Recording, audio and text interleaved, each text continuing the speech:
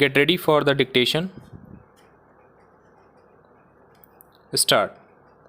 The assertions made by the petitioners were repudiated by the Union of India, whilst acknowledging that the duties and work performed by the petitioners were was identical to that performed by their counterparts attached to joint secretaries secretaries and other officers in the secretariat, yet it was pointed out that their counterparts working in the secretariat constituted a class which was distinguishable from them. It was asserted that the above counterparts discharged duties of higher responsibility as joint secretaries and directors in the central secretariat, performed functions and duties of greater responsibility as compared to heads of departments with whom the petitioners were attached.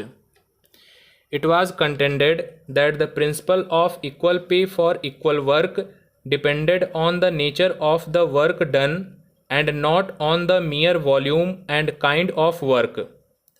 The respondents also asserted that people discharging duties and responsibilities which were qualitatively different when examined on the touchstone of reliability and responsibility could not be placed in the same pay scale.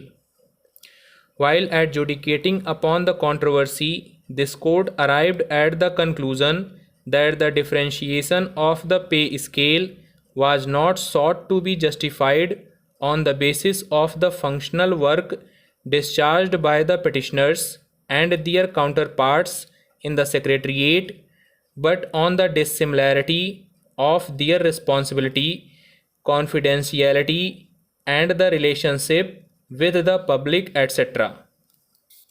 It was accordingly concluded that the same amount of physical work could entail different quality of work, some more sensitive, some requiring more tact, some less. It was therefore held that the principle of equal pay for equal work could not be translated into a mathematical formula.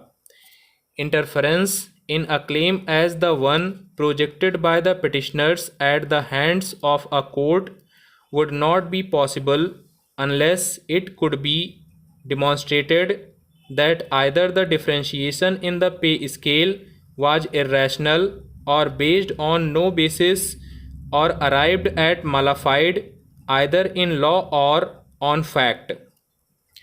In the light of the stance adopted by the respondents, it was held that it was not possible to say that the differentiation of pay in the present controversy was not based on a rational nexus.